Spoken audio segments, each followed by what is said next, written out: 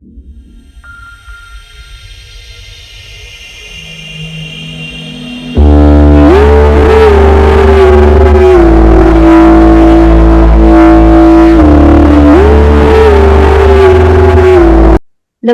मैं हूँ आपके साथ, आपकी दोस्त, आपके मित्र आरजे अंजू और दुनिया के पहले women only platform only women पर आप सभी का बहुत-बहुत स्वागत है। हमारे साथ भारत के अलग-अलग कोनों से हमारे बहुत सारे मित्र जुड़े हैं और मैं सभी का एक संक्षिप्त परिचय देना चाहूँगी, लेकिन उससे पहले ओनली विमेन के बारे में आपको बताना चाहूँगी कि ये एक नारी केंद्रित मंच है। मुझे लगता है दुनिया का पहला नारी केंद्रित मंच है। हमारी एक वेबसाइट भी है।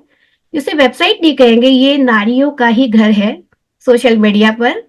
और ये जो मंच है, इसका विचार हमें कैसे आया? इसका विचार यूँ ऐसे आया कि क्यों ना नारियों के लिए, सिर्फ नारियों के लिए एक सामाजिक मंच हो, जहाँ पर नारियों की ही बात हो, उनका ही राज हो, उनकी ही आवाज़ हो और उनकी अपनी कल्पना जीविता हो, अपनी रत्नाधर्मिता हो और नारी खुलकर जो करना चाहे, चाहे वो व्यापार की बात हो, चाहे नेटवर्किंग की हो, बिज़नेस के प्रचार और प्रसार की बात हो, वो वहाँ बिल्कुल आराम से, शांति से कर सके, कोई रोक नहीं, कोई टोक नहीं, बिल्कुल अपना घर है।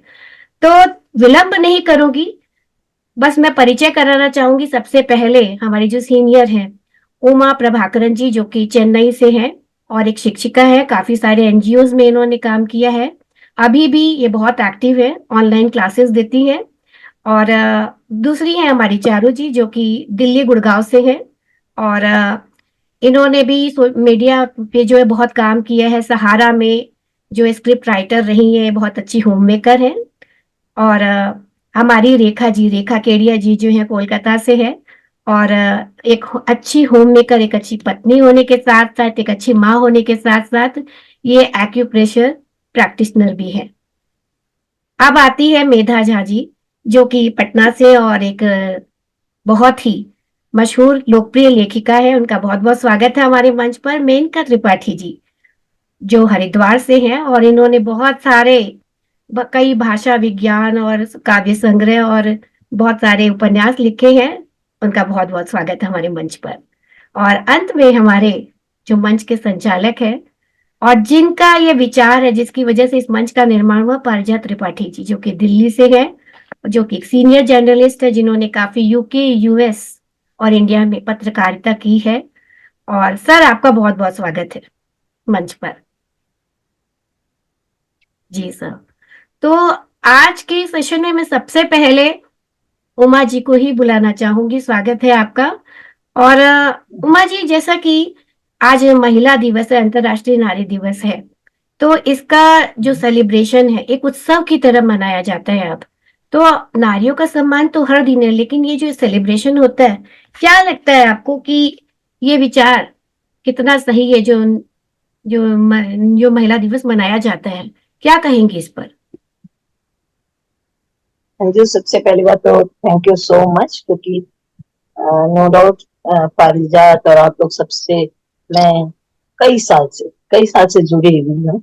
हम लोग लेकिन कुछ अपने अपने काम के कारण बिजी होकर अभी एकदम मिल नहीं पा रहे हैं। फिर भी मुझे याद कर पारिजात का सुबह मैसेज आया, दीदी हम आप शाम को आए। मैंने कहा हुक्म, आ रही हो।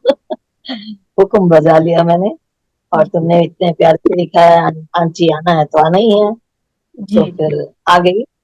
आ, सबसे पहला तो गुण यही तो नारी का है कि हम कभी किसी स्थल पर आ, कहीं भी ना कर पाते हैं।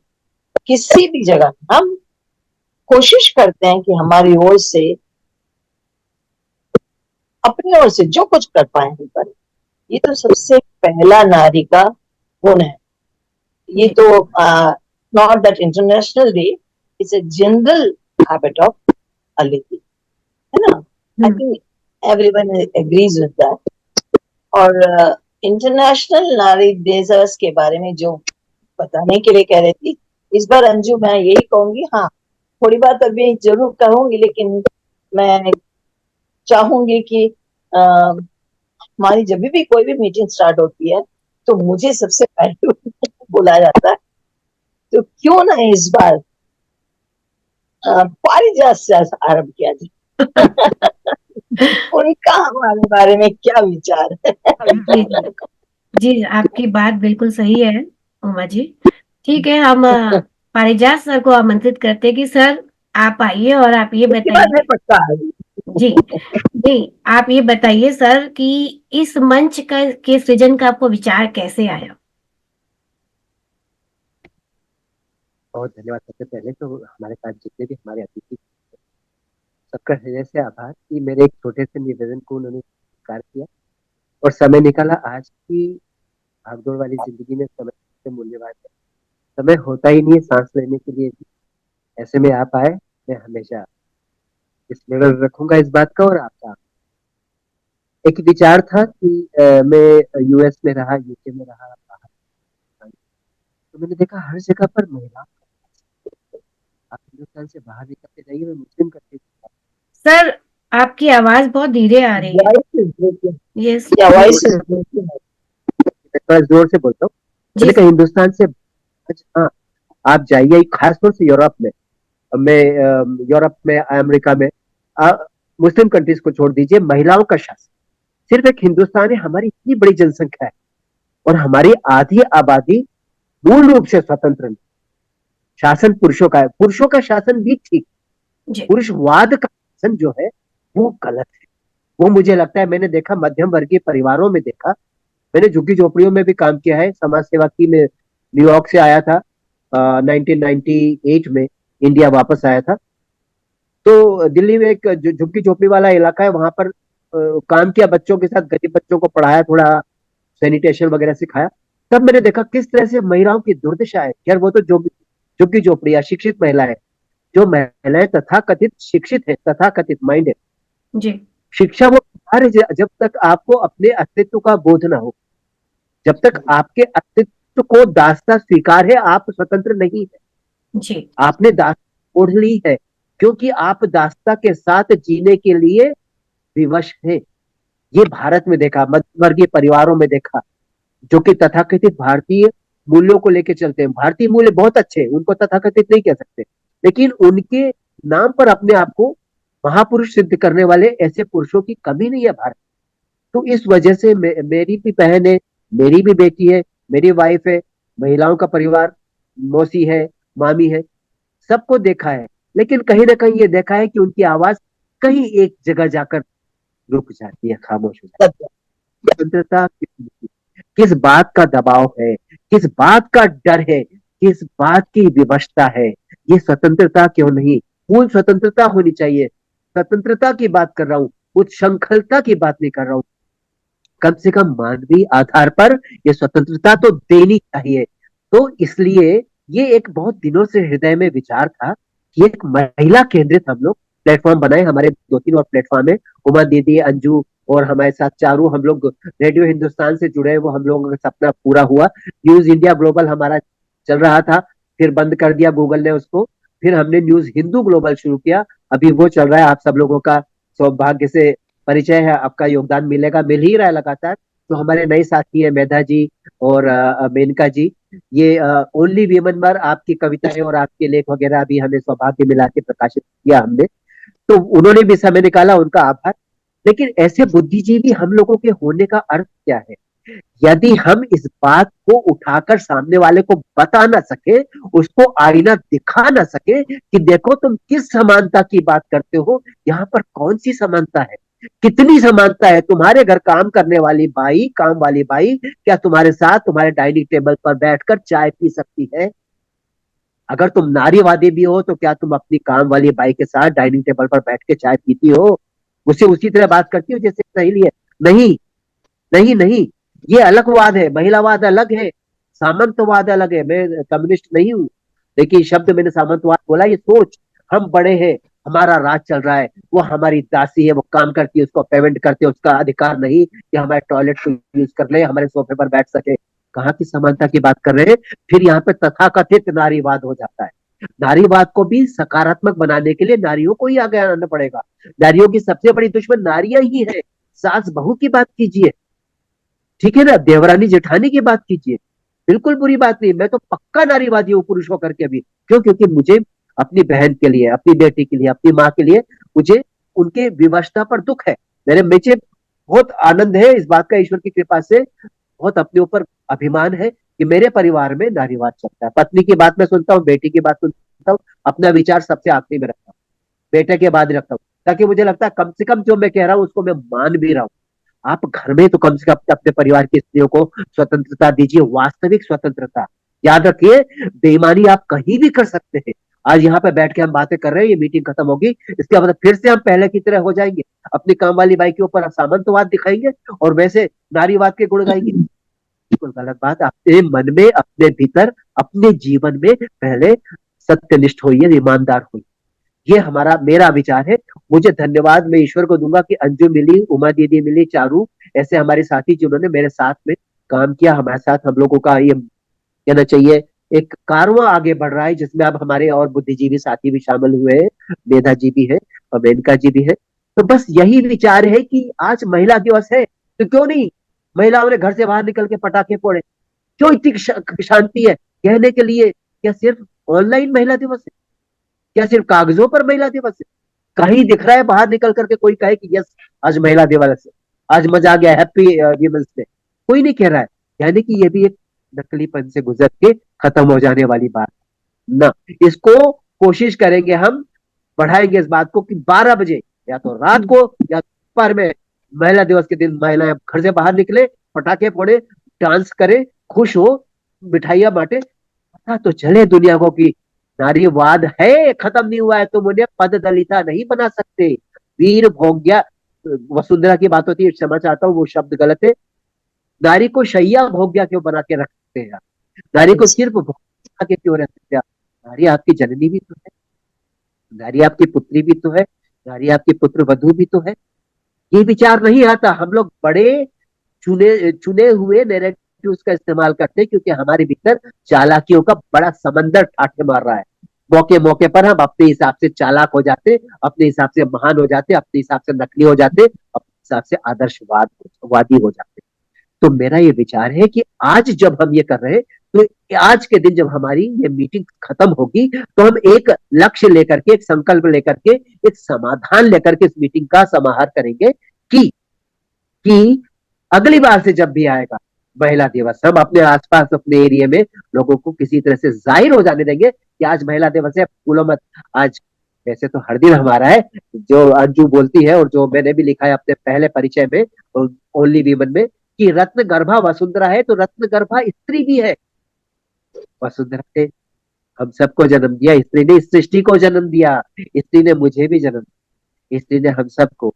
इसलिए पहले उसका सम्मान, ईश्वर से पहले हमारे धर्म में, हमारे सनातन में तो कहा ही क्या है, जो कहा जाता है कि जहां पर महिला की पूजा नहीं होती वहां देवता नहीं, या यत्र नार्यस्तु पूजन्ते रमन्ते तत्र देवता, वहीं पर देवता रमण करते, जीवते, अस्तित्वमान होते हैं। जहां पर यत्र, जहां नार्यस्तु पूजन्ते, नारी की पूजा की जाती है, रमन्ते। रमन्ते देवता। मेरा मतलब है कि क्यों ना हम जीवन में भी इन मूल्यों को अपनाएं जिनकी हम यहाँ बात कर रहे हैं। अपना कीमती समय निकालकर हम यहाँ बैठे हैं, जो भी काम करती है, और ये भी काम थोड़ी हमारी दीदी भी काम करती है, उमा दीदी, चारू भी कार्यरत है। हम सब लोगों ने समय निकाला है, मेनका जी भी है, बिल्कुल ऑफकोर्स मेधा जी भी है, सभी के लिए। रेखा जी की भी बात करूंगा, क्षमा चाहता हूँ रेखा दीदी, आपकी बात कम से कम कर पा रहा हूँ मैं, लेकिन मैं बहुत ज्यादा आपसे परिचय नहीं है इसलिए कह नहीं पाया आपके लिए। लेकिन मैं कह रहा हूँ कि ये जो समय कीमती है ना जो हमने निकाला, इसको हम सारगर्भित और सार्थक आज बना देंगे जब हम ये मीटिंग खत्म करेंगे।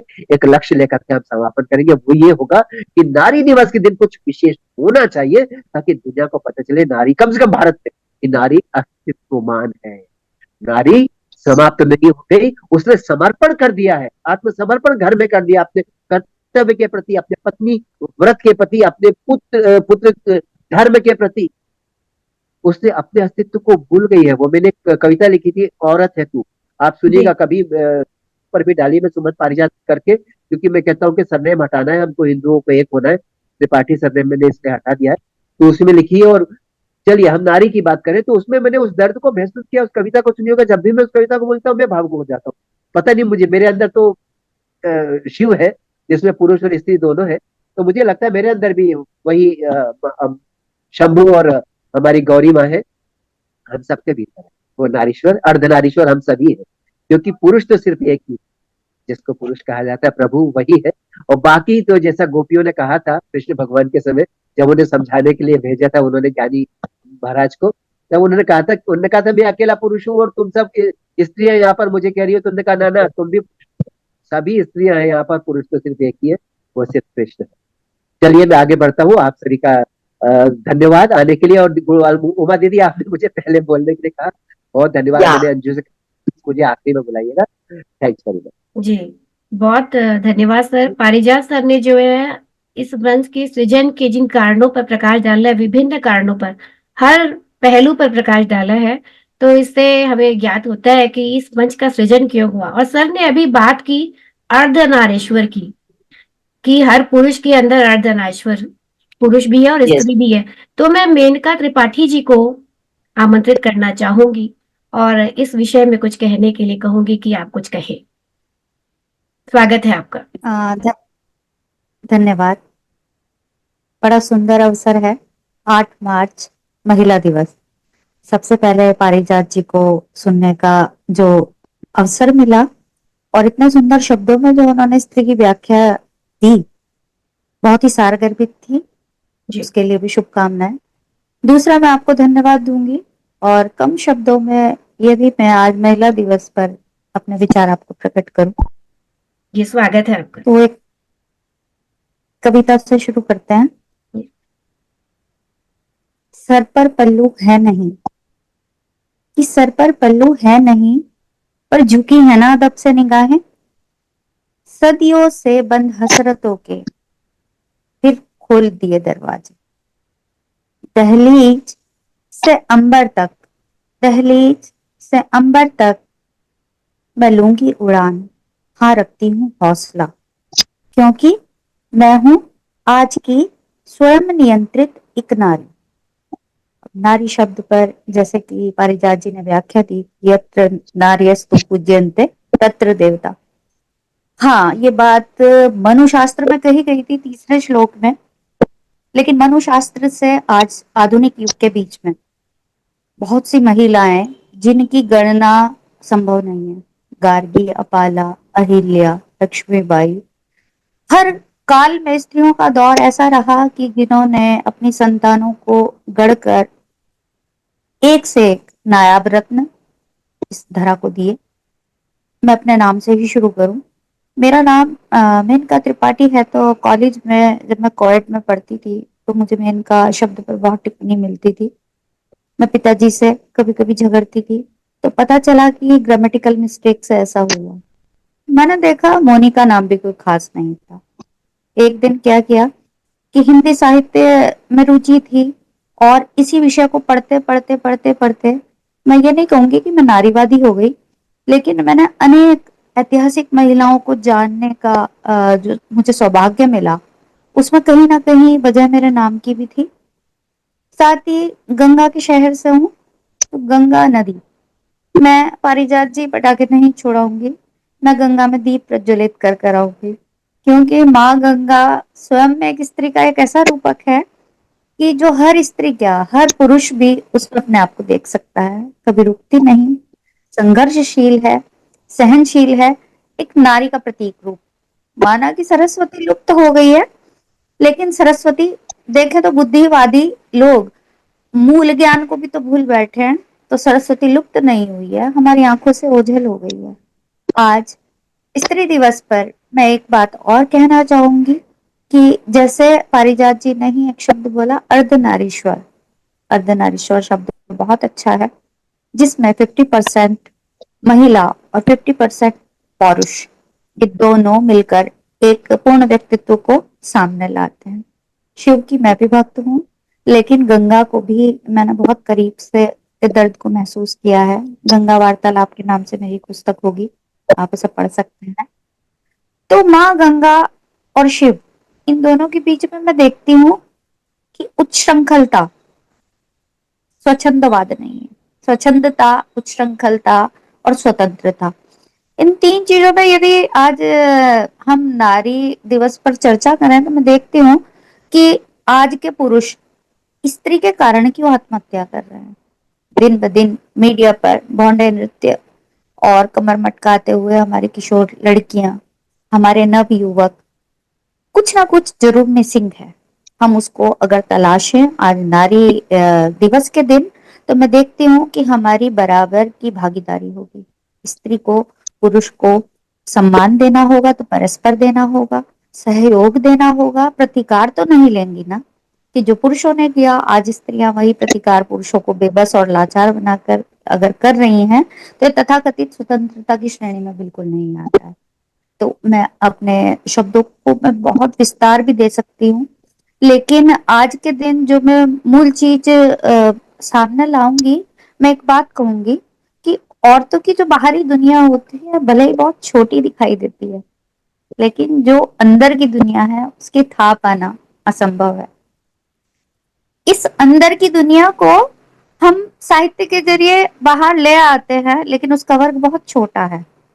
तो मैं जिस निवास स्थान से बात कर रही हूँ, मेरे दोनों और माँ चंडी देवी और माँ मनसा देवी 2 पर्वत हैं।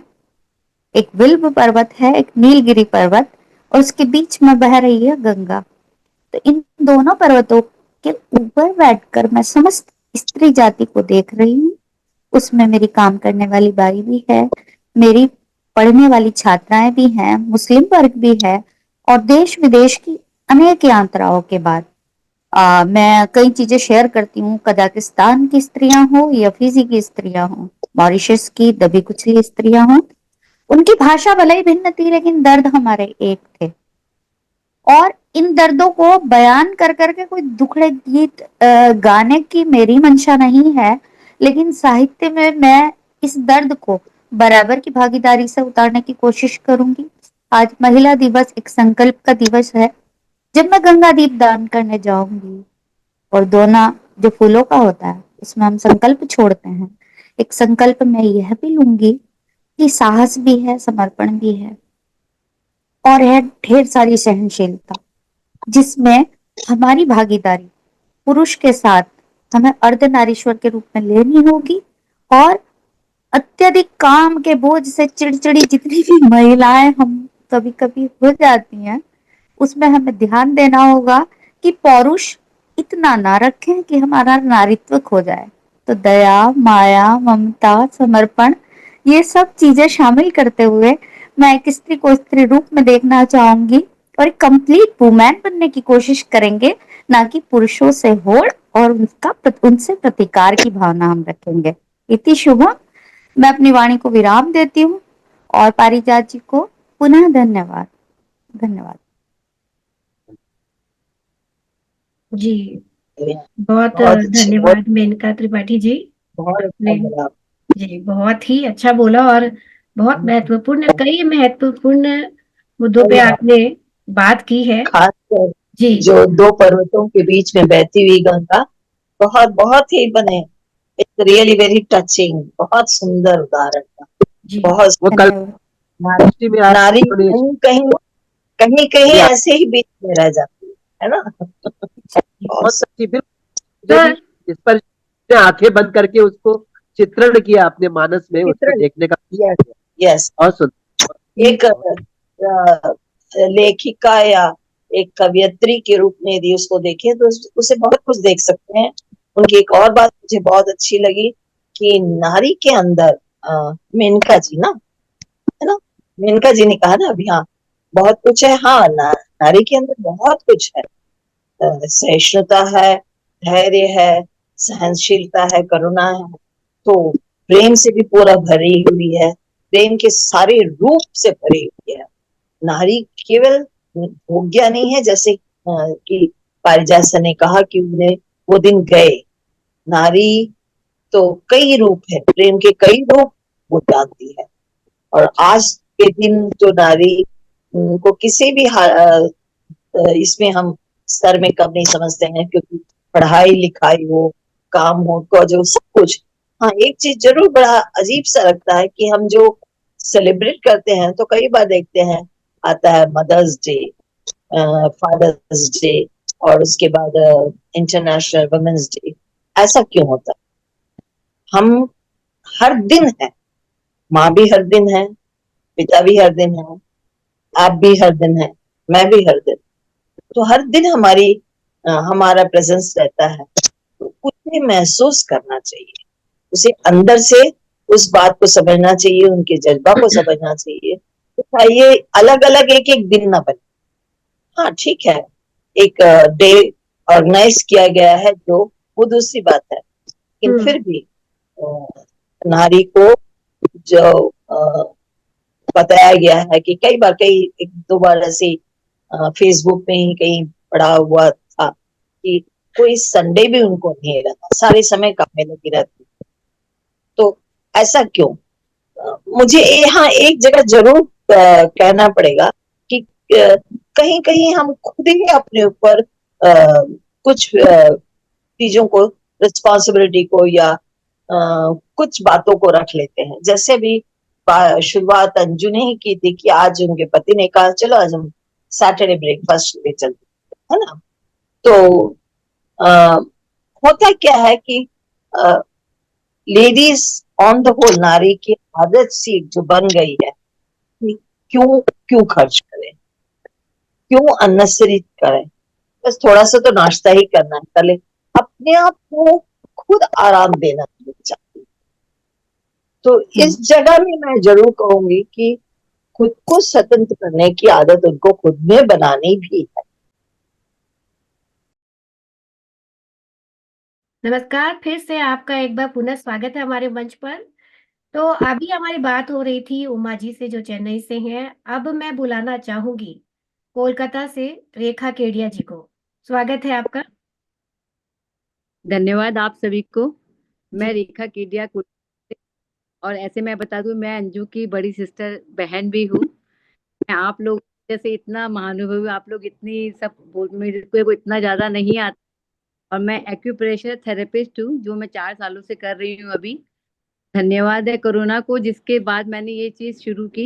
बट ये मेरा एक सपना भी था बहुत करने का। बढ़िया। ये पूरा कोर्स बहुत किया, लोगों को जो सेवा मिल सके वो काम कर रही हूँ अभी। और आज का इतना अच्छा दिन है, 8 मार्च, नारी शक्ति। इसकी तो मैं बात क्या करूं। नारी अपने आप में एक पूर्ण शक्ति है, जैसे कि उन्होंने कहा कि हर की नारी का है। हम आज ही क्यों मनाते हैं इस दिन को? क्योंकि हर दिन हम हमेशा इस धरती पे होते हैं, Yeah. तो हमें हर दिन उसी तरीके से मनाना चाहिए। लेकिन कुछ एक विशेष दिन हम इसीलिए, जैसे कि जन्मदिन है, एनिवर्सरीज है, तो वो लोगों को याद दिलाने के लिए कि कहीं हमें भूल ना जाए। और ये चीज इसीलिए शुरू भी हुई थी मेरे ख्याल से, कि नारी को उठाने के लिए, नारी की शक्ति को, उनको जो सहना, जो उन लोगों को सहना पड़ता था, उनको उभारा जाए। इसके लिए सरकार ने भी बहुत सारी चीजों के ऊपर में ध्यान दिया और उनको अग्रसर किया। तो इसके लिए मैं बोलूंगी सरकार को भी कोटि कोटि नमन। और हम लोग भी इससे खुल के आगे आए, हम लोगों को शक्ति मिली। नहीं तो हम लोग जो छिपे हुए थे, तो हम लोग इसके लिए कुछ नहीं कर पाते, क्योंकि पौरुष का समाज था। तो इसीलिए मैं धन्यवाद करूंगी हमारी सरकार को भी, और जो जिन्होंने इसे शुरू किया, शायद न्यूयॉर्क में हुआ था शुरू ये, वहां पे Yes. उन में हुआ था। यदि मैं गलत नहीं हूँ प्रजापति जी, आप लोगों को ज्यादा शायद नहीं ज्ञान है नहीं, इस चीजों की। ठीक बोला आपने, न्यूयॉर्क से इसकी शुरुआत हुई थी। सही कहा। बात हुई। तो हम चाहते हैं कि इसी तरीके से हम अग्रसर रहे, इससे हम लोगों को प्रोत्साहन मिलता है और हर एक नारी को मिलता है। बस इसके साथ ही मैं अपने इस चीज को विराम करूंगी, आपसे अनुमति लूंगी। Thank you so much. Sir कुछ कहना चाहेंगे आप रेखा जी ने जो कहा? बिल्कुल ये कहना चाहूंगा, कितने सारगर्भित शब्दों में, कितने संक्षेप में उन्होंने अपने हृदय की प्रसन्नता और भावना दोनों ही व्यक्त किए। बहुत अच्छा लगा आपकी सुंदर स्मृति आज हमारे साथ फिर से, काफी दिनों तक, अगली बार तक जब तक आप नहीं मिलेंगे हमारे साथ। धन्यवाद। जी, बहुत बहुत जुड़ते रहिएगा हमसे हमेशा, सदैव के लिए। और बहुत बहुत धन्यवाद रेखा जी, आपने बहुत सुंदर और संक्षिप्त शब्दों में जो बताया वो का भी धन्यवाद। आपकी वजह से मैं इन सबसे, इन महानुभव से मिल पाई। आगे में भी कि मैं भी अपना कुछ दे सकूं जी बिल्कुल। आपके। बिल्कुल हमारा साथ बना रहेगा। अब इसी के साथ मैं चलूंगी मेधा जी के पास।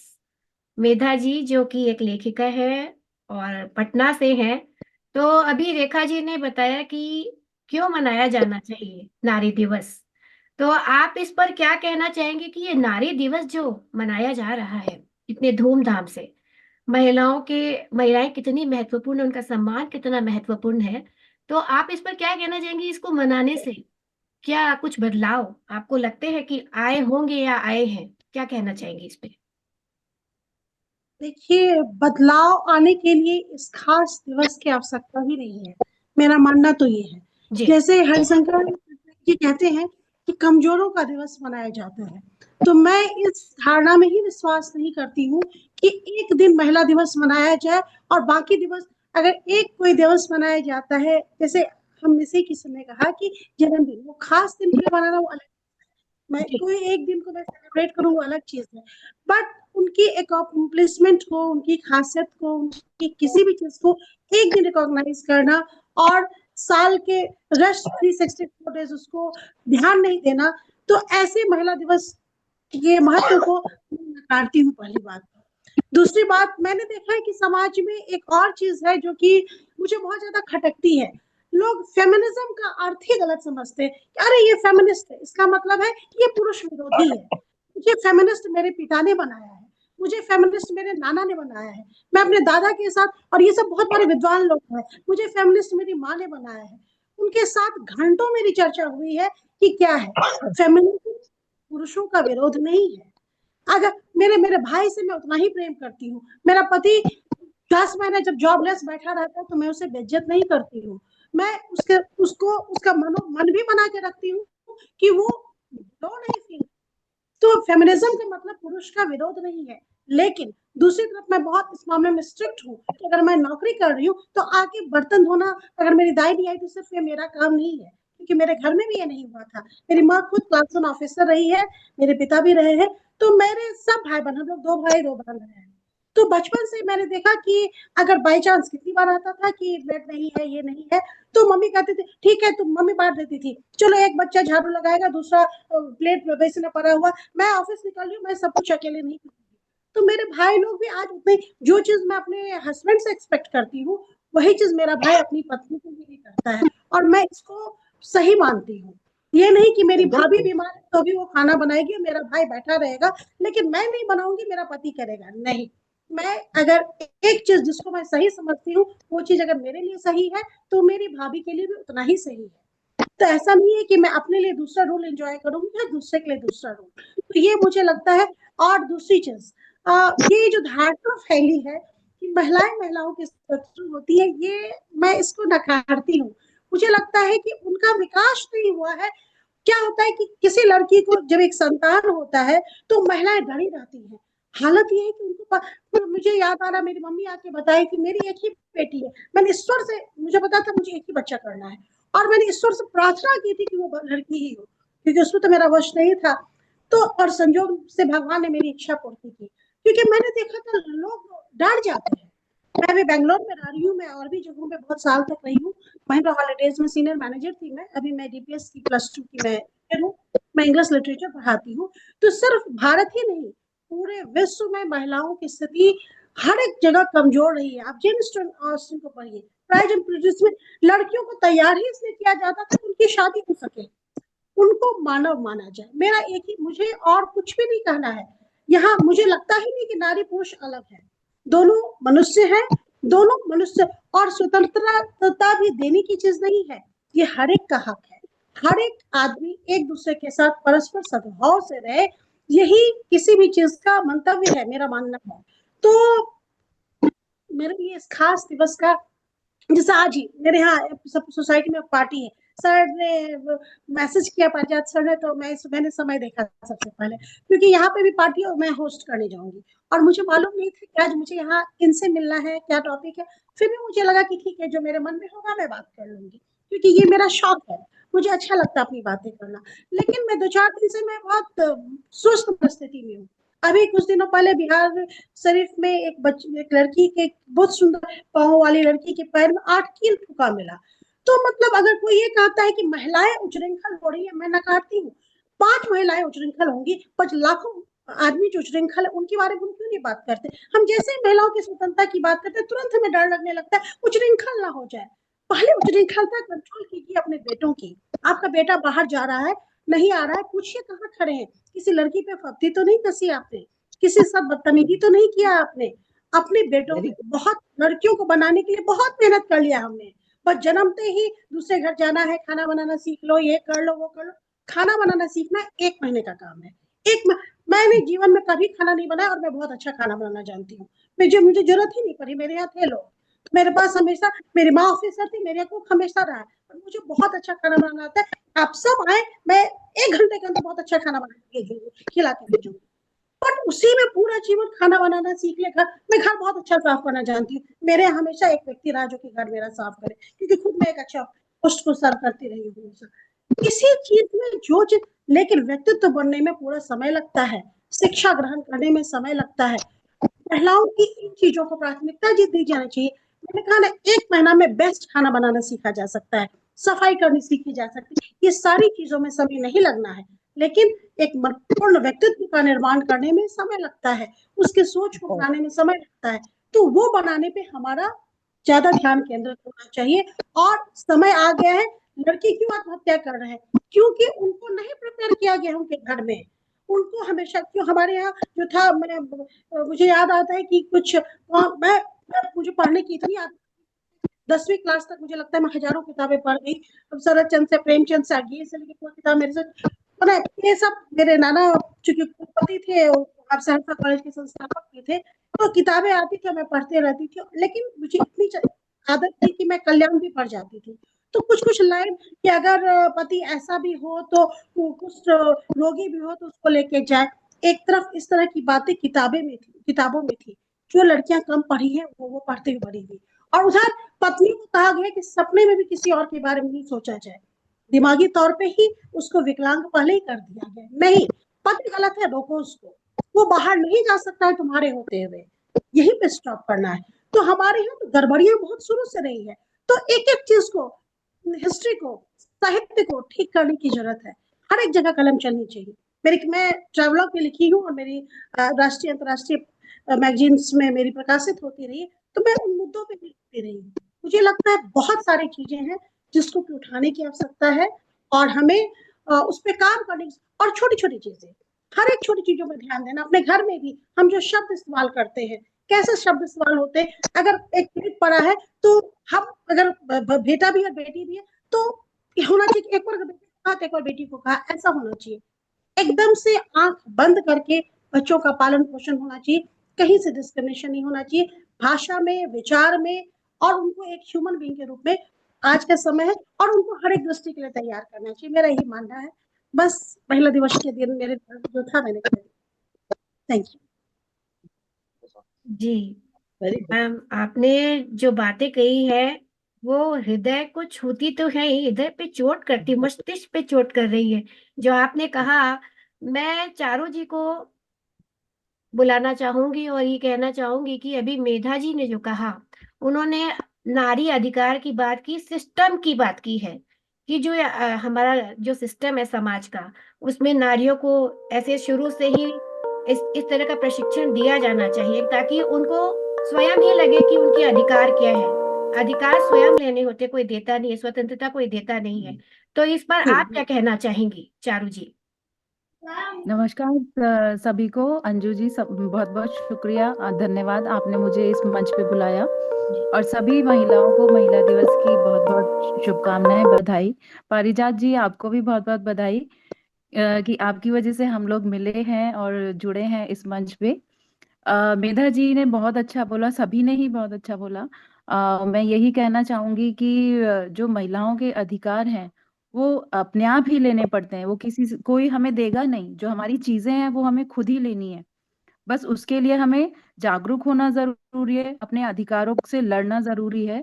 तभी हम लोग जो है महिलाएं, वो आगे बढ़ सकते हैं। और हर दिन महिला का दिन, हर दिन है, 365 दिन हमारे ही हैं, क्योंकि हम हर दिन काम करते हैं, हर दिन बच्चों को संभालते हैं, ऑफिस जाते हैं, सुबह से लेके शाम तक। तो ऐसा नहीं है कि एक दिन महिला दिवस ही मनाया जाए, हर ही दिन ही महिला दिवस है। वो तो एक याद के लिए ही है। जैसे मेधा जी ने बोला कि हाँ 8 मार्च, रेखा जी ने बोला था कि 8 मार्च का दिवस एक तय किया गया है जैसे कि जन्मदिन है, लेकिन हर दिन हम महिलाओं के लिए ही है। मैं उसके लिए एक छोटी सी कविता कहना चाहूंगी। मैं अंबर हूँ, मैं सितारा हूँ, मैं चांद हूँ और मैं तारा हूँ, मैं धरती हूँ, मैं नजारा हूँ, मैं जल की एक धारा हूँ, मैं हवा हूँ, मैं फिजा हूँ, मैं ही मौसम का इशारा हूँ, मैं फूल हूँ, मैं खुशबू हूँ, मैं ही जन्नत का नजारा हूँ।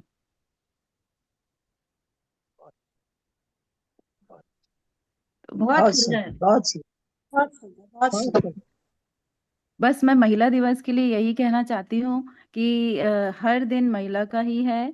कोई ऐसा नहीं है कि हम किसी दिन बैठ जाते हैं, बहुत बस ये रहता है कि कभी हम बीमार भी पड़ते हैं या हमारी आज मेड नहीं आई है तो हमें लगता है कि अरे खाली वो ही क्यों काम करे।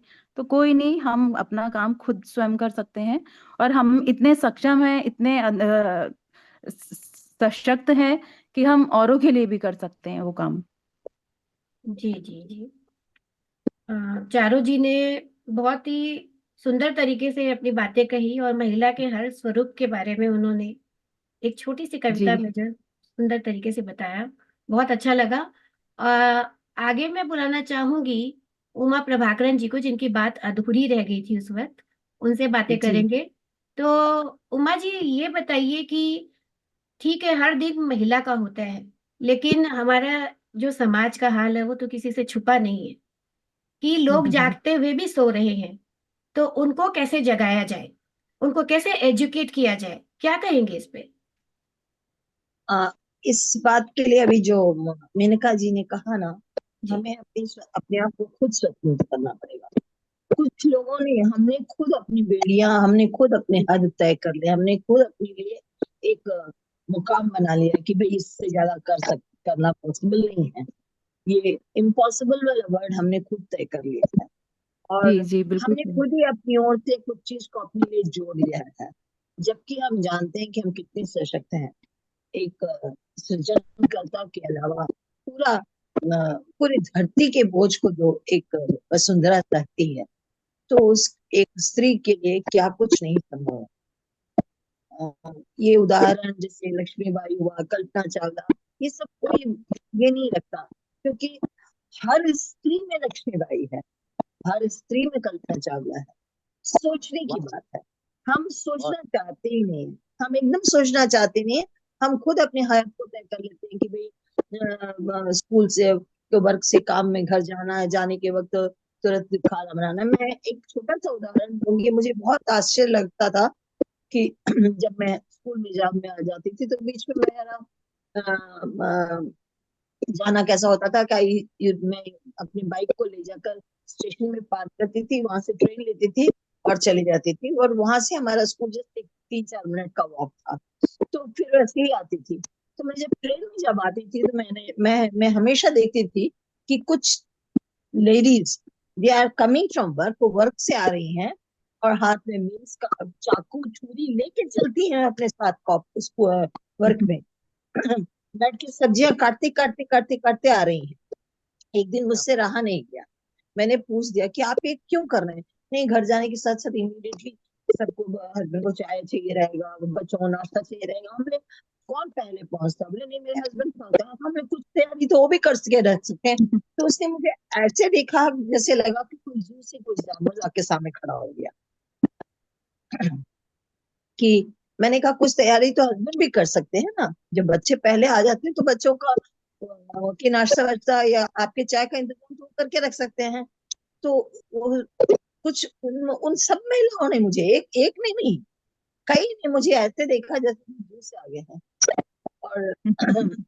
और चूंकि मैं साउथ की, उन्होंने कहा इन पैसे क्या बात कर रहे हैं ऐसे, मैंने it was a very slang way कि क्या बात कर रही है। मैंने दिमाग से कुछ बात कर रही हो मुझे बहुत। तो बताइए कि हम खुद अपने आप को तय कर लेते हैं कि ये सब काम हमारा ही है, तो स्वतंत्र हम कब होंगे? स्वतंत्रता हर किसी में भावना होनी चाहिए। स्वतंत्रता का ये मतलब नहीं है कि मैं बीच रास्ते में दौड़ने लग जाऊं, वो नहीं है। स्वतंत्रता का मतलब एकता की बात है। ना जैसे कि पारिजात जी ने कहा, हमने कहा कि अ, पुरुष हो या स्त्री हो, मिलजुल कर काम करते हैं तो उस जगह में किसी तरह की समस्या नहीं आती है, बंदिशें नहीं आती है। अर्धनारीश्वरी का मतलब ही यही होता है कि हम सब कुछ आजाद, है ना, बांट लें, थोड़ा तुम्हारा थोड़ा हमारा, बांटेंगे जीवन हमारा सारा, इस तरह से यदि चलते हैं तो मेरे ख्याल से बहुत ही अच्छा रहेगा कि Anju you take over, that's all. इससे ज्यादा मैं बात नहीं जी कर जी पाऊंगी। जी आंटी। जी आंटी ने बहुत सही बात कही उमा जी ने कि असंभव कुछ भी नहीं है। हमें समझना होगा कि कुछ भी सीमित नहीं है। नारी के जो अधिकार है बिल्कुल वो बिल्कुल। उसे खुद ही लेने होंगे।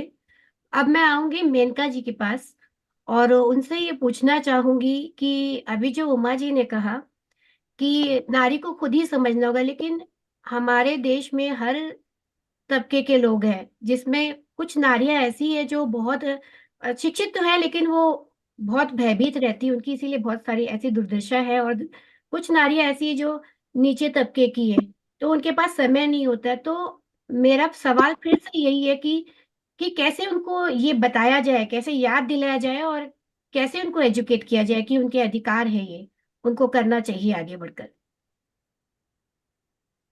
ये बहुत ही महत्वपूर्ण प्रश्न उठाया आपने।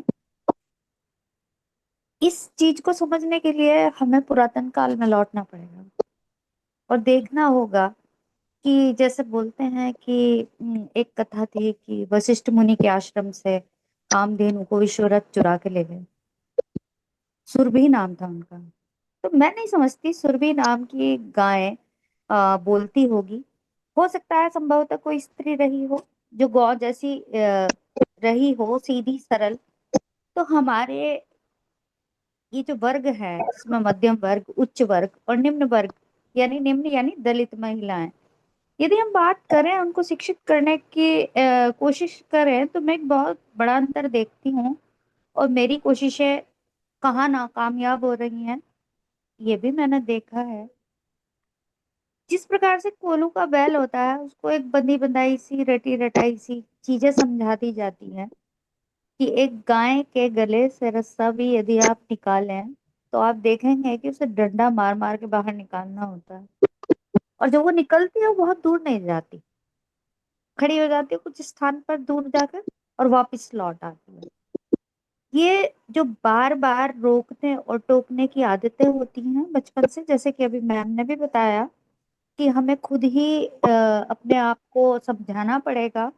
तो मैंने देखा है ये जो अर्थ आर्थिक समस्याएं हैं इनके कारण ये थोड़ी कम शिक्षित महिलाएं सोचती हैं कि हमारी कुछ आकांक्षाएं नहीं हैं और एक बंधी बंधाई कोलू के बैल के चक्कर से काटती रहती हैं, मंडराती रहती हैं और एक के बाद एक मरती रहती हैं। हालांकि मैं इस प्रश्न का उचित समाधान इस समय तो नहीं सोच रही हूँ, लेकिन साहित्यिक संवेदनाएं जगाना केवल कुछ ही लोगों तक मैं सीमित कर पाती हूँ। मौखिक रूप से मैंने जब जब कोशिश की, मैंने देखा है उन्होंने सुनना भी स्वीकार नहीं किया। तो उनकी जो बनी बनाई सी जो रूटीन है उसे तोड़ने में सिर्फ आर्थिक समस्या सबसे ज्यादा मैंने देखी है। और आर्थिक रूप से कुचलने के साथ साथ दिमाग थोड़ा परिपक्व कम होता है तो सामाजिक है जो मनुस्मृति वाला था वो शायद इन स्त्रियों पर हावी है। मैं बिल्कुल स्वयं इस चीज का समाधान नहीं ढूंढ पाई हूँ। और मैंने देखा है जरा सा पैसा होता है और ये स्त्रियां पैसे को कमाने में अपनी पूरी जिंदगी गवा देती हैं। मेरी एक कविता है मैं आपको भेजूंगी। 100% सही। जी, हम्म, मैं कविता भेजूंगी उसमें मैंने ये सारी चीज समझाने की कोशिश की। कई बार व्याख्या नहीं दी जा सकती कि जाके पड़ी पैर भी भाई वो क्या जाने पीर पराई, वो एक लोकोक्ति है ना कि जिसके पैर में दर्द होता है वो खुद खुद कांटे को निकालने की कोशिश करता है। तो स्त्रियों को खुद नियंत्रित करना होगा। और वो केवल संतान को पाल कर एक के बाद एक सृजन करती रहती हैं, लेकिन उसी प्रकार की संतानें पैदा करना एक स्त्री का लक्ष्य नहीं होना चाहिए। मेरी मम्मी, मेरी माता जी, मुझे गर्व है उन पर। उन्होंने स्वयं अपनी सुविधाएं कम कर कर हमारी दुविधाएं कम की। तो मैं अपने शब्दों को रोक नहीं रही हूँ, बल्कि आप लोगों से भी सुनना चाहूंगी कि हमें इस दिशा में क्या करना चाहिए। जी पारिजात जी, आप कुछ इस जी विषय में प्रकाश डालें। जी सर, आप इस विषय में कुछ कहिए। जी, आपका आपका मैं धन्यवाद। अच्छा। आपने अंजू मुझे आमंत्रित किया जी शायद सर, मेरे आपसे कहा मैंने। और धन्यवाद अभी मेनका जी को सुना। मेनका जी जैसा लिखती है वैसा ही बोलती है। उनका ज्ञान और उसकी परिधि युगों तक जाती है। काफी पीछे ले गई वो, और बहुत अच्छे सुंदर शब्दों में समझाया। उनकी एक बहुत अच्छी बात है कि हम संवेदना को उभार नहीं पाते। हमारे अंदर ईश्वर की कृपा से हम पत्थर नहीं है, संवेदना है। पर जो पत्थर है हमारे आसपास मानव रूप में, उनके अंदर संवेदना जगाने में हम नाकाम क्यों हैं? जबकि हम तो कलम के कलाकार हैं, जबकि हम बहुत अच्छे वक्ता हैं, हमारे पास शब्द चुने हुए हैं, सुंदर प्रस्तुति है। फिर क्यों ऐसा होता है? तो आप ये समझिए, युगों युगों से जो जड़ता है, हम और आप उसे इतनी जल्दी कैसे अपेक्षा कर सकते हैं कि वो देवत्व में बदल जाए? मानव जीवन की यात्रा तो मनुष्य से देवता की दिशा में जाए। लेकिन जो पत्थर है, जो युगों युगों से पत्थर है, उन्हें मानव बनाने के लिए हमें युगों से प्रतीक्षा करनी पड़ सकती है। तो ये नारीवाद है, इसको हमेशा नकारा जाएगा। जैसे उन्होंने कहा, बहुत अच्छा लगा अभी मेधा जी ने कहा कि इसको नकारात्मक रूप से देखा जाता है। बिल्कुल, राष्ट्रवाद को भी नकारात्मक रूप से देखा जाता है, क्योंकि एक राष्ट्रवाद मोदी का है, एक हिटलर का है, और एक डोनाल्ड ट्रंप का है। हमारा कोई भी वाद वो सकारात्मक वाद होता है जो दूसरे वाद को, जो अपोजिट है, जो विपक्ष में है, उस पर प्रहार नहीं करता, उस पर आघात नहीं करता। हम अपनी लाइन बड़ी कर देते हैं, दूसरे की लाइन को छोटा नहीं करते। हिटलर ने राष्ट्रवाद के नाम पे, जो उनके राष्ट्र के मूल रूप से नहीं थे, जो ज्यूज थे, उनको मारा। इसलिए राष्ट्रवाद बदनाम हो गया। लेकिन राष्ट्रवाद राष्ट्र के प्रति प्रेम है। राष्ट्रवाद कहीं से भी गलत नहीं। नारीवाद नारी के प्रति प्रेम है, कहीं से भी गलत नहीं। नारी के अस्तित्व का सम्मान है, कहीं से भी गलत नहीं है। तो नारीवाद को जो गाली की तरह मारते हैं, उन उन मूर्खों को, जो ऑब्वियसली ज्यादातर उसमें पुरुष ही है, कुछ महिलाएं हैं जो अपने आप को प्रगतिवादी प्रगतिशील मानती है, वो नारीवाद से हमें कोई लेना देना नहीं, कोई समझता नहीं, क्योंकि उन्होंने जीवन में नारी की पीड़ा समझी नहीं है। जब आप नारी की बिल्कुल। पीड़ा को समझेंगे, आप घरों घरों में जाएंगे, उस मूक नारी की पीड़ा जो उसके हृदय में स्पंदित होती है, उसको आप समझ लग जाएंगे ना, तो आपकी संवेदना जाग के आप पत्थर से मोम हो जाएंगे। इसलिए हमें आवश्यक है ये सभी कह रहे हैं, हर दिन है नारी का, लेकिन एक दिन जो अंतरराष्ट्रीय स्तर पर तय किया गया, उस पर तो हम जरूर बात करें, नारीवाद के ऊपर। नारीवाद सकारात्मक, क्योंकि आज जन्म देती है, जो जन्म देती है वो ईश्वर है, क्योंकि ईश्वर के पास ये गुण है, पुरुष के पास ये गुण। इसलिए सम्मान बिल्कुल। तो होगा, नहीं करोगे जिसका ईश्वर सम्मान करते हैं। कहा गया है, सिर्फ सनातन संस्कृति कहती है कि पिता से भी पहले है माँ, और तो और ईश्वर से भी पहले है माँ। न उसके ऋण से ऋण हो सकते हो, न उसे कुछ दे सकते हो, न उसका तुम चुका सकते हो। तुम हमेशा उसके बच्चे ही रहोगे, कोई भी उम्र हो जाए। चलिए, मैं दूसरी तरफ चला गया।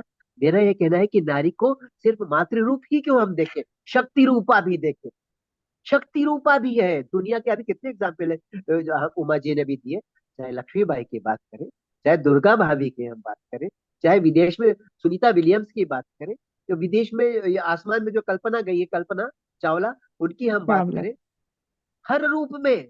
हमारे अपने परिवार में एक ही तो वो व्यक्ति है जो दिन रात धूरी की तरह, बिना छुट्टी लिए, 24 घंटे 24x7, बिना महीने की छोड़िए साल की छुट्टी लिए बिना काम करता है। वो कौन? वो हमारे आपके घर की गृहिणी है ना। लेकिन कभी किसी पति ने चरण छू करके कहा, तुम्हारा उपकार है हमारे ऊपर, हमारे परिवार का, छू दिए, छू लीजिए। आप अपने अहम का तिरोहण कर दीजिए उनके चरणों में, क्योंकि वो मातृ रूपा है, वो शक्ति रूपा है, वो जगदम्बा है, वो गौरी है, वो पार्वती है, वो तो वसुंधरा है। सदियों से सदियों तक सहती आई है। मुझे अपनी कविता की वो पंक्ति याद आ गई, तू वसुंधरा है, औरत है तू, जो पंक्ति मैंने कविता लिखी थी, जिसको जब भी मैं पढ़ता हूँ 50 बार पढ़िए 50 बार आंखों से आंसू आ जाते हैं, क्योंकि छूता है वो हृदय को, वो शब्द हृदय को छूते हैं। जीवन में भी अगर हम देखें, हमारे घर में, हमारे अगल बगल में, महिला के जब आंसू गिरेंगे, सोचिए पाषाण का हृदय भी फट जाए। इतनी पीड़ा को सहना जानती है, जब उसके सहन नहीं होती तब आंसू गिरते हैं। सोचिए वो कितनी गहरी पीड़ा से गुजर। चलिए जाने दीजिए, फिर हम वो बात नहीं करेंगे। हम नकारात्मक बात होगी जब हम दुर्बलता की बात करेंगे। हम सब बात करते हैं, शक्ति की बात करते हैं। चारू शक्ति रूपा है, अंजू शक्ति रूपा है, अंजू प्रतिभाशालिनी है, तो हमारी उमा दीदी प्रतिभाशालिनी शक्ति रूपा है, केडिया जी, रेखा जी शक्ति रूपा है, प्रतिभाशालिनी है, मातृ रूपा है हमारी मेनका जी, मातृ रूपा शक्ति रूपा प्रतिभाशालिनी हमारी मेधा जी। आप भी प्रतिभाशाली शक्ति रूपा। ये शब्द में जानबूझ करके बोले बार बार, क्योंकि शब्द शब्द ब्रह्मनाद ब्रह्म अमिट होते हैं। ये शब्द आपके हृदय को छुएंगे, आपके अस्तित्व को फिर से जगह, क्यों ना कहीं हमारा अस्तित्व एक नारी के रूप में हिंदुस्तान में कुछ देर बाद सो जाता है, क्योंकि कुछ ना कहीं हमारे ऊपर, हमारे घर का ही पहले पुरुषवाद हावी हो जाता है। घर से बाहर निकलते हैं तो फिर समाज का पुरुषवाद, मार्केट का, ऑफिस का, मोहल्ले का, ट्रेन का, बस का, जहां भी हम होते हैं नारी के रूप में मैं कह रहा हूँ, हमारे ऊपर पुरुषवाद हावी होता रहता है, जो हमें चुप कराता रहता है। हमें सभ्यता में रहना बिल्कुल गलत नहीं है, मर्यादा में रहना बहुत गलत बात थी। अभी उन्होंने बात की थी, मुझे अच्छा लगा मेधा जी ने, उच्छृंखलता। नारी कभी उच्छृंखल नहीं होती। किसने कहा कि नारी उच्छृंखल होती है? नारी उच्छृंखल हो जाएगी, समाप्त हो जाएगी सृष्टि। नारी ही तो मर्यादित है भाई। पुरुष ही है एक, वो उच्छृंखल है, वो जंतु है, वो जानवर है, वो पशु है। क्षमा करना, मैं भी पुरुष हूँ और हमारे परिवार सब। हम लोगों को, अपने बच्चों को, किसी ने बहुत अच्छी बात की, मैं भूल गया शुभ नाम, शायद वेदा जी थी या मेनका जी थी। हम अपने बच्चों को, अपने लड़कों को क्यों नहीं इंसान बना रहे हैं? यही वो तो हमारे परिवार के ही तो, किसी परिवार के हैं वो, जो सड़क पर गलत कर रहे हैं, किसी भी तरह से बिल्कुल गलत सही बात। नजर से गलत कार्य क्यों कर रहे हैं? वो शुरुआत किसी के तो अपने घर से ही। बेटे को, बिटिया को मर्यादा सिखा रहे हैं, बेटे को क्यों नहीं सिखा रहे? अपने बेटे को भी सिखाए ना। देखिए कुल मिलाकर कोई भी वाद ठीक, क्योंकि सबसे बड़ा वाद जो जीवनवाद है वो समानतावाद। लेकिन जो नारीवाद है वो मजबूरी है, वो विवशता है। क्यों? क्योंकि पुरुषवाद पर प्रहार करने के लिए चाहिए वो हथियार चाहिए। चाहे कितने भी हम लोग प्रगतिशील होकर कह नहीं, माफ कर दो, अरे कोई पुरुषवाद नहीं है, ये फालतू की बात है, ऐसा कुछ नहीं। सच है, अपने दिल पे हाथ रख के कुछ पुरुषवाद है हिंदुस्तान में, है और है। ना मानो तो कोई बात नहीं, और मानो तो मैं थोड़ी कह रहा हूँ कि लठ लेकर के जाके लठ बजा, तो नहीं, जरूरत है। लेकिन आंख उठा के देखना और मुंह खोलकर बोलना और अपने दिल को खोलना भी आना चाहिए। मैं नहीं कह रहा कि आप अपमान करें, आप मारे किसी को, किसी की हत्या करें, हिंसा करें, नहीं नहीं नहीं। आप ये बता दें कि तुम भी उतने जरूरी हो इस प्रकृति, इस सृष्टि के लिए जितना मैं हूं, और मैं शायद ज्यादा जरूरी हूँ क्योंकि मैं स्त्री हूँ। तुम नहीं समझ सकते तो तुम मूर्ख हो, ये मत बोलना, क्योंकि फिर बदले में बड़ा बुरा आपको प्रति उत्तर मिल सकता है। मैं ये सब बातें बड़े अनंत काल तक बोल सकता हूँ, क्योंकि ये इन्हीं इन बातों में सोचता रहता हूँ। एक छोटा मोटा लेखक हूं मैं भी, आप लोग सब बहुत वरिष्ठ लोग हैं यहाँ पर। लेकिन मेरा विचार है कि हमने जो आज ये किया, इसमें हम अपना अपनी भड़ास नहीं निकाल रहे। हम वो बात कर रहे हैं कि जो हम लोग जीवन में जी रहे हैं, उसमें हम जो क्या क्या महसूस कर रहे हैं उसको एक दूसरे को बता रहे हैं, और कह रहे हैं इसका समाधान क्या है। आज जो हम बात बिल्कुल। समाधान पर कर रहे हैं, एक बार हम लोग आप लोगों को फिर से कष्ट देंगे इस विषय पर। नारीवाद है क्या? सही नारीवाद क्या है? सही नारीवाद का पोषण कैसे हो सकता है? सही नारीवाद के लिए हम सब अपनी अपनी किन भूमिकाओं में है, क्या योगदान दे सकते हैं, हमें क्या करना चाहिए? भाई वाली बात सही है, लेकिन वो जो मैंने कही, तो मैं बहुत ज्यादा कहना चाहिए कम्युनिस्ट हो गया वो बात कहते हुए, कि भाई सामंतवाद नहीं होना चाहिए। अपनी बाई को आप डाइनिंग टेबल में बिठा के, सोफे में बिठा के चाय पीजिए, कॉफी पीजिए, आपके घर के पुरुष स्वीकार नहीं करेंगे। हो सकता है आपके घर की बड़ी बुरी महिलाएं हैं, जो आपके सीनियर से लेडीज है, वो नहीं स्वीकार करें। लेकिन उस दृष्टि से नहीं, सिर्फ ये बताने के लिए मैंने ऐसा कहा कि नारीवाद जो मेरा है, वो नारीवाद तुम्हारा भी है, और तुम्हारा नारीवाद भी मुझे स्वीकार है। मेरा नारीवाद भाई ही, मैं तुम्हारे नारीवाद को स्वीकार करती हूँ तो तुमको प्रमुखता दूंगी मैं बाकी लोगों से। यही मेरा समाधान है आज हमारी इस वार्ता में, कि हम लोग दूसरे के नारीवाद को समाधान दे, समर्थन दे, और उसके प्रति वोकल हो, बोले, हम आवाज निकाले। मैं नहीं कह रहा लड़े गालियां दे, लेकिन हम खड़े होकर कहें यह गलत है, आप ऐसा नहीं कर सकते, क्योंकि यह महिला है, तो आपको सम्मान करने का अधिकार मिल गया, ये बिल्कुल गलत बात है, ये हमको कहना है। जी सर, आपने तो सारे वाद ही हटा दिए, सारे विवाद ही हटा दिए। बहुत सुंदर बात कही सर आपने कि कहीं भी कोई वाद या विवाद होगा ही नहीं यदि सभी इस बात को समझे। नारियों के साथ साथ पुरुषों को भी ये समझना होगा कि नारियां जो है उनका जो अधिकार है वो उनको मिलना क्या उनका ही है। वो देने वाले कोई नहीं है। और जो अर्धनारीश्वर की बात की वो भी सत्य ही है। तो एक हर पुरुष के अंदर भी अर्धनारीश्वर तो है, लेकिन ये उन्हें महसूस करना होगा। वो कराना होगा। हाँ, कराना होगा। इसीलिए मैंने शिक्षा की बात की, इसीलिए मैंने एजुकेशन की बात की। बिल्कुल बिल्कुल। जी सर, हमारा समय अब खत्म हो रहा है, 3.5 मिनट बचे हैं।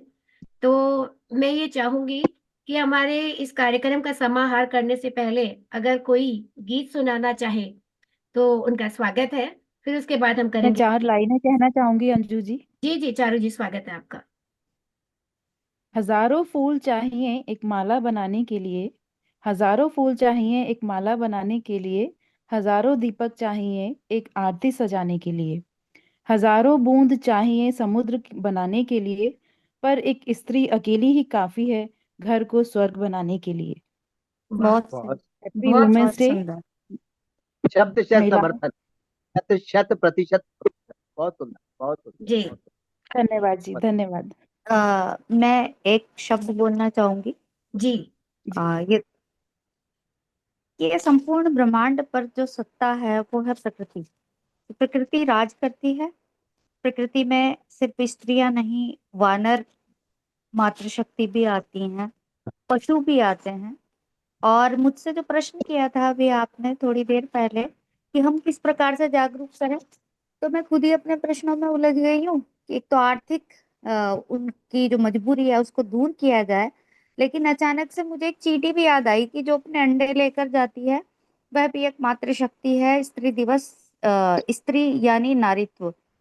तो बिल्कुल। एक कविता की छोटी सी पंक्तियां हैं, यदि आप मुझे इजाजत दें। जी जी और बिल्कुल। जैसा कि मैंने कहा कि ब्रह्मांड पर प्रकृति राज करती है, तो हर नारी के घर में एक अपनी सत्ता है और वो साम्राज्ञी है। मैं देखती हूँ, चाहे अल्प शिक्षित हों, सभी राज करती हैं और अपने घर की स्वामिनी होती हैं, संचालन करती हैं। और प्रभु ने, शायद भोले बाबा भी, वो शायद इतना नहीं करते जितना माँ जगदम्बा करती हैं। तो अपनी सामर्थ्य को पहचाने।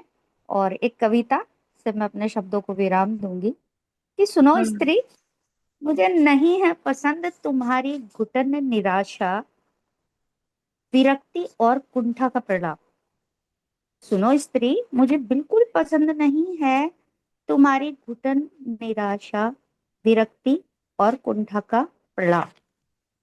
तुम्हारे उन्मुक्त केशों में आज तुम्हारे उन्मुक्त केशों में आज गुलाब की जगह एक शिरीष का पुष्प लगा दूं।